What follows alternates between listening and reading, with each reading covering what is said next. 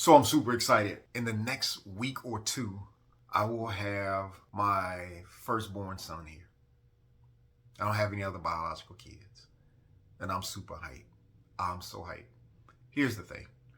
I'm having a conversation with my wife maybe a day or two ago, and we started talking about what the kid will look like, different features, what traits he would get from who, and I feel like I'm robbing my son because my mother passed away some years ago, and I didn't know my father, so I'm not going to be able to offer him grandparents.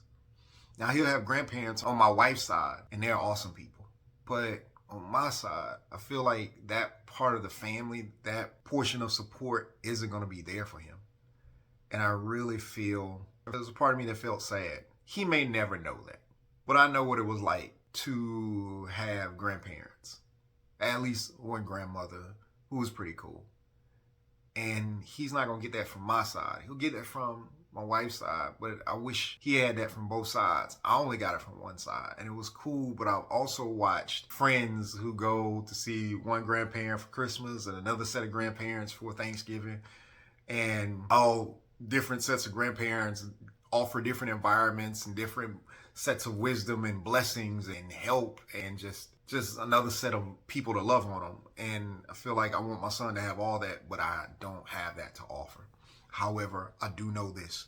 When I was growing up, I didn't have a dad. And although I felt like that thing was missing in my life and there was some issues that needed to be worked out, I also felt like God took care of me to the point where there were always men around me who were willing to sire, to mentor, to aid, to support, to offer wisdom.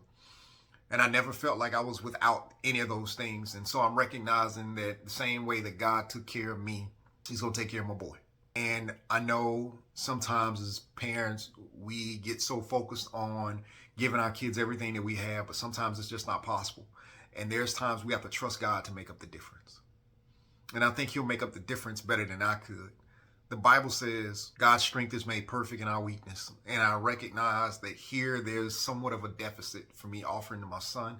But I'm trusting God to surround him with so many amazing people that he'll never feel the deficit. Is that a story that you're telling yourself? That maybe you don't have something that you think you wish you need and maybe not aware of how you still are blessed? I wish I had more grandparents. I wish my dad was around. But I still got a lot of people around me who love me. And it'll be the same story for my son. I hope you have the same story. There's a lot of people around you who love you. And if it is not that today, doesn't mean it won't be that tomorrow. Go find your tribe.